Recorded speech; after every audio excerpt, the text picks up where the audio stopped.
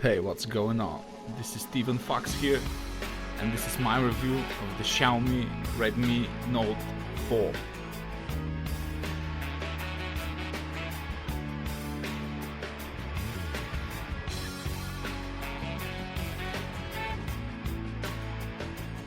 Hey everyone, welcome to my subscribers, friends from India, USA, or whatever you may be, Europe, Germany, UK. I'm doing a review now of the Xiaomi Redmi Note 4, and this is the device itself with the box. It's standard Xiaomi package, very nice cardboard box.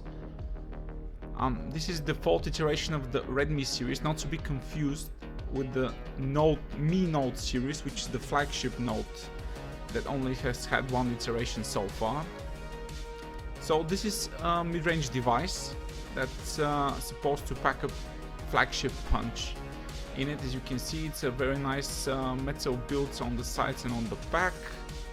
Buttons are backlit, of course. Display quality is really good, as you can see in a minute.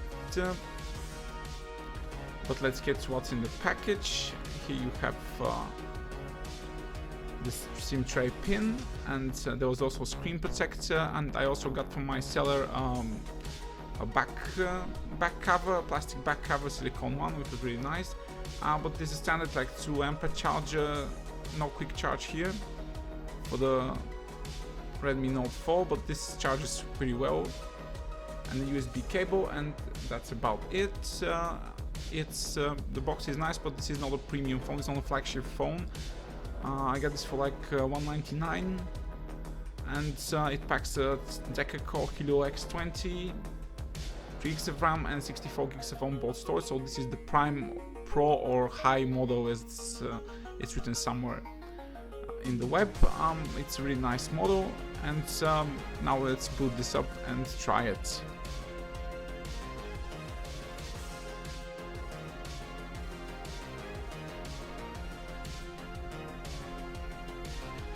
And I'm starting the device now. The first device came with MiUI 7, which was running 5.1 Lollipop, but immediately after I opened it, it prompted a MiUI 8, which is an Android 6 Marshmallow update, and now I'm running MiUI 8 stable, which is the latest iteration of MiUI software skin, and it's I have to say, guys, this is the best MiUI ever. They've cleaned it up a little bit, and it also runs really smooth and has all the nice transitions and animations and so forth. So if you like MiUI, this is the best one they've come up with yet. Now when it boots, here's just a quick review. Is the 3.5mm headphone jack, fingerprint sensor out back, the 13-megapixel Samsung camera, volume and power rocker, and there's a 2-grill speaker, but it's just single speaker. So unfortunately, this device does not pack USB Type-C, it's just a standard USB 2.0 cable, but that's alright, it's no problem. Here is MiUI 8, if you've not seen it, it looks mighty familiar, but the notification shade is just a tad different, a little bit. You can see very smooth, very slick. I'll show a fingerprint sensor works like a charm every time. If your finger is just it's dirty or something, it might not work very well, but if it's clean and everything, it just unlocks basically on the spot.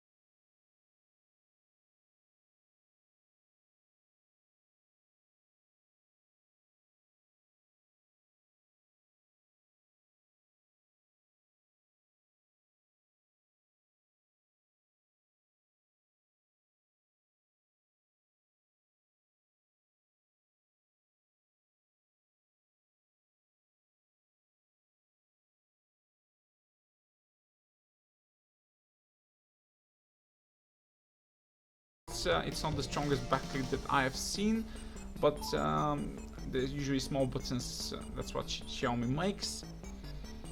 But it's a nice feature. I think every phone over $100 should have this feature in general. I really don't like it when you have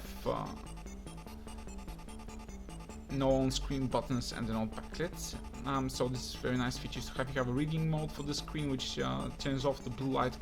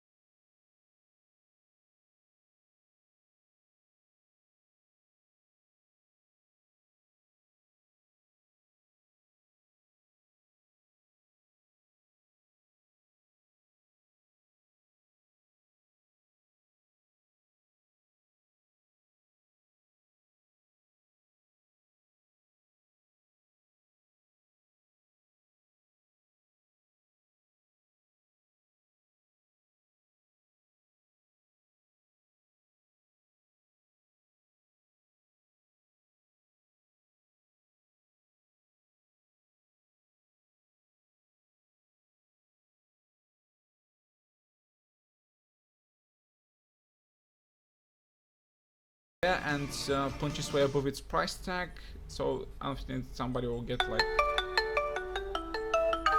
The audio display is not very nice. Sound quality is okay, it's just above average.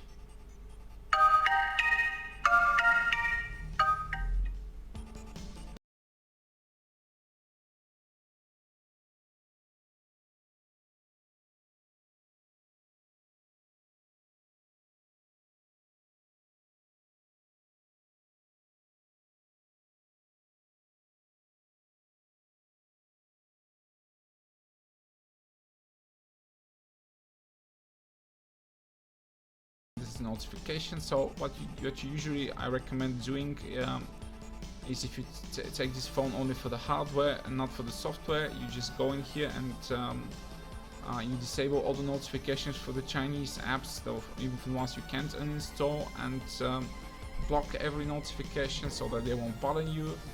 Also, you can just have a Google Now or Nova Launcher in there, and if you don't like the Xiaomi one, so the Xiaomi notifications are okay, you won't feel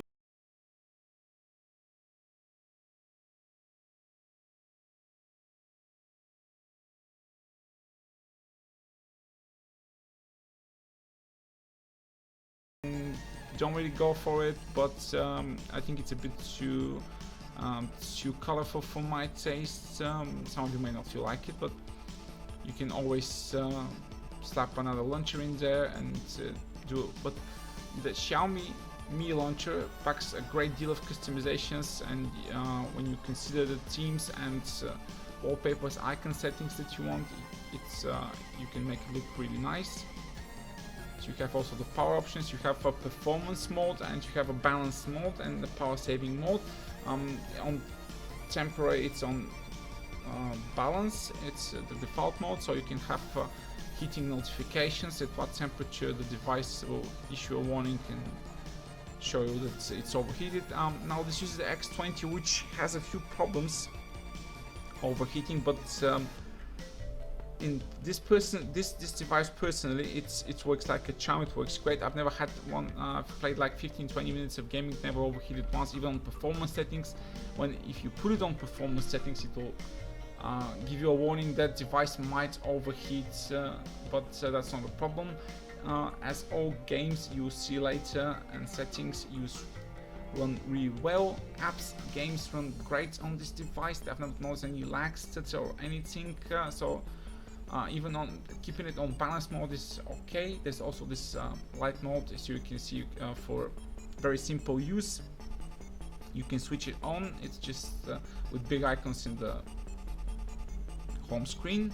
And of course, language goes that there's not an international ROM, so it's just Chinese and English so far.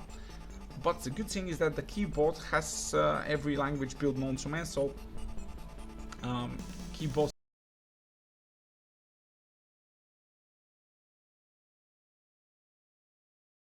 everything, and you can change, of course, if you get a message or if you get a call.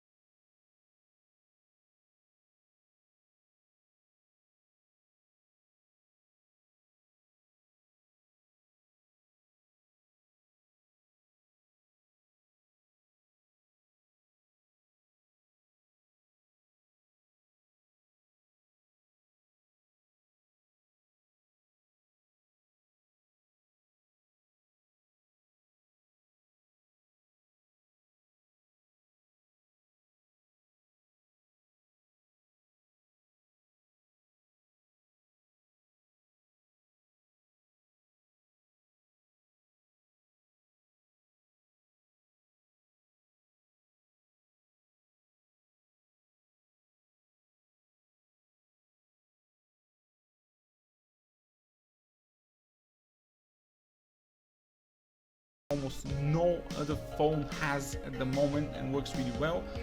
And you can choose also the auto starting apps, which is again a really nice feature for a phone that's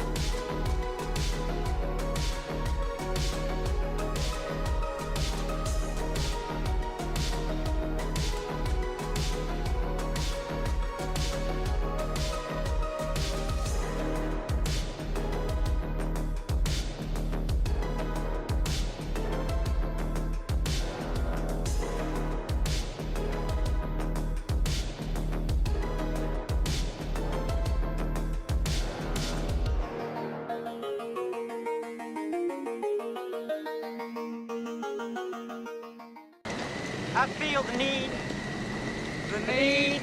for speed.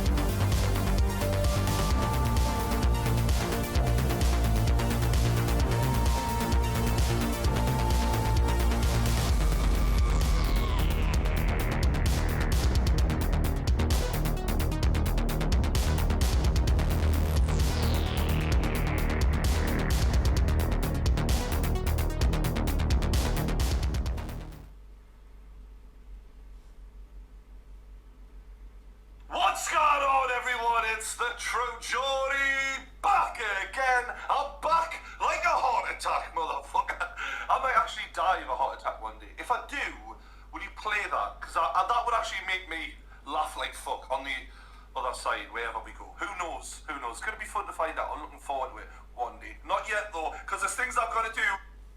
So it turns. Hello again, ladies and gentlemen. I'm Joe Hindy, the Android Authority app guy, and we're new. Turns out that many of you did not like the look of the Google Pixel phones. At least those of the leaked images. But in 24 hours, stuff has changed because we have new leaked images and even a video.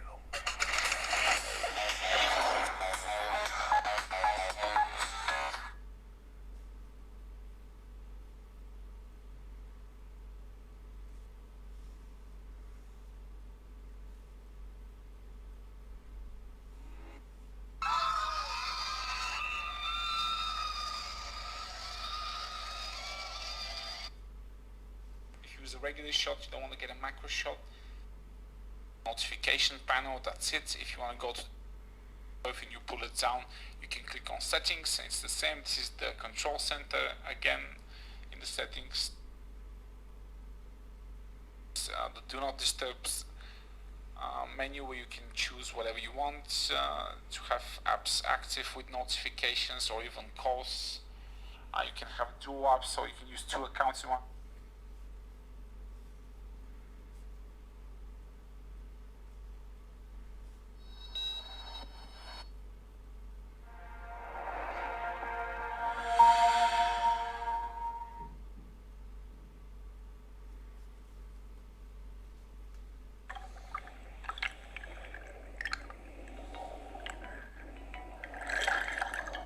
Why we came to this wreck in the first place. There's loads of sharks.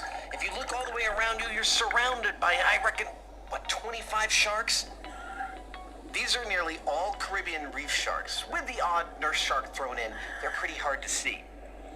Now, I have to admit, I do get a little nervous before getting in the water with these guys, particularly when you're on the surface of the boat. Looking down into the water looks pretty scary, but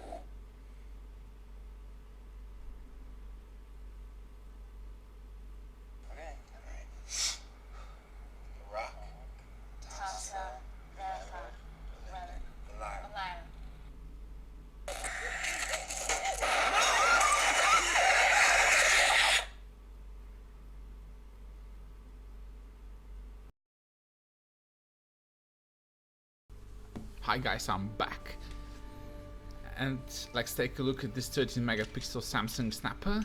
It's really snappy, as you can see, and you also have the touch to focus, and then you can move the sliders to adjust the exposure, which is really nice. It's kind of a little manual mode inside the auto mode, like Huawei does. Again, really nice feature. This camera is okay, manual mode is okay, just you can select ISO and scene, but unfortunately you cannot select. You can use the exposure button then to slide with the exposure, and you can't select shutter speed, which is a real bummer for me, as I feel no manual mode should be without this feature. You have the settings on a different menu. If you've never used the Xiaomi app before, watch me very carefully. This is the type of focus sensor, autofocus or tap to focus, time-lapse interval also. Okay, from 2 to like 80 times. 1800 times time-lapse interval is the maximum which you can use. Also the safe location, camera sounds, of course, you can sample it. And let's check out the front snapper. Front snapper is 8 megapixel and it's really good. It's sharp, it's very usable for social media. You can also have good video quality. Front camera video quality actually is okay. It's very good. Back cam is a bit to be desired, but you check the samples below in that as well. And if again you want to go to the settings, you have to then choose the scene and then go to the settings icon on your left side.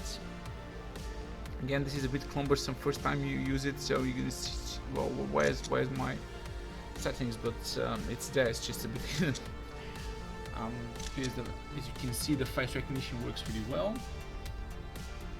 Photos again, good lighting are very good. Front camera is again very snappy.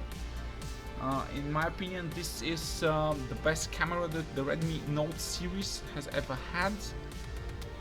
I'll show you now a few close-up shots. That'll do. For me, it's okay. It's a good camera. There are a few better there, but in this price range, I say this is about as good as you can get.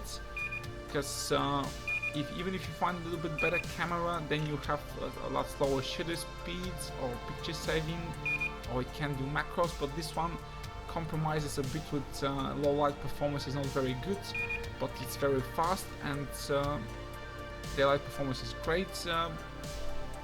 No problem, just a bit of overexposure here and there, but you can do you can manually set that with the exposure button. All the photos I've taken are of course with manual setting, not manual, just with auto settings. Of course, here you can see a few shots. Picture quality is great. Good lighting conditions. For the not so capricious camera user, this camera will be as good as you can get, and as that in very good lighting conditions, you hardly differentiate the front and the back cam for any like $300-400 flagship device. The only difference you see is maybe in macro shots, and the light gets lower. In good lighting conditions is very well, and you have also lots of customization options, as I'm showing you right now. You can do by grids, you can use you can add filters, you can add layouts, of course, overlays to it. You can use to enhance the lights afterwards as well, contrast, brightness. So this is a very good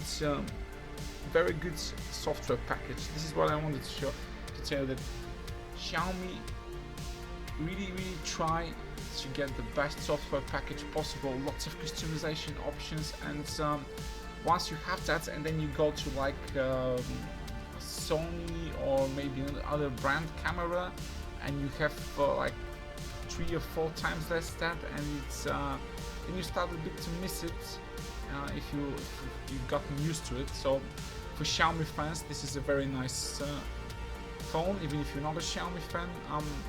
There's a big question that lots of people have been asking is this a worthy upgrade from the Note 3 Pro? If as far as camera is concerned, this is a better camera, guys. Video quality is not better, but picture quality is better, even in lower lighting conditions. So if you want to change this for the camera's sake, you want to stay MiUI, I recommend you getting the Note 4. Camera is better, not like leagues better, but still better. So this is something you might consider. But if I had a Note 3 Pro, I probably wouldn't change it unless somebody came to me and you know, bought for the same time of money than my Note 3 Pro, and I get a Note 4. Now I'll leave you to the photo and video samples to watch, and I'll be back for my final thoughts and conclusion.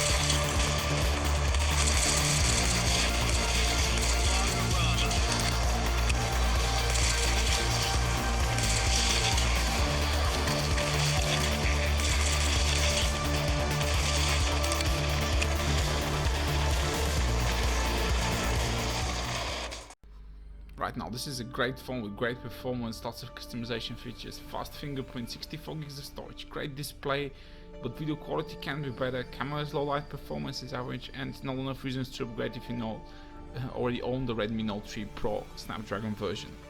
However, this is the bargain price phone to get. MiUI fans will love it, performance customization fans will love it, best value for money. Taycan stock Android fans might not like it, smartphone camera enthusiasts and also Note 3 Pro might not like it. Please, if you enjoyed the video, like and subscribe, and if you want more, stick around.